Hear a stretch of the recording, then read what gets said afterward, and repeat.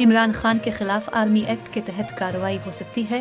वजीर दाखिला वफाकी वजीर दाखिला राना सनाउल्लाह ने कहा है इमरान खान इंतहाई मक्कार और झूठा इंसान है और ढिठाई के साथ झूठ बोलता है। इमरान खान के पास अपने इल्जामात का कोई सबूत नहीं। इसके खिलाफ defence Pakistan rule army act के तहत इल्जामात पर कार्रवाई हो सकती। सिमिक के प्रोग्राम रेडलाइन विद तलत में गुफ्तगू करते हुए वफाकी वजीर दाखिला राना सनाउल्लाह ने कहा कि पार्लियामान का ये हाल है कि इसका बनाया हुआ कानून मुअत्तल कर दिया जाता है। कानून साजी और आइन में तरमीम करना पार्लियामेंट का अख्तियार है। अब कोई वजीर आज़म इस तरह से नाअहल हैकर घर नहीं जाएगा। नाअहली पर वजीर आज़म और काबीना की सुरंगों वाली सूरत हाल नहीं होगी।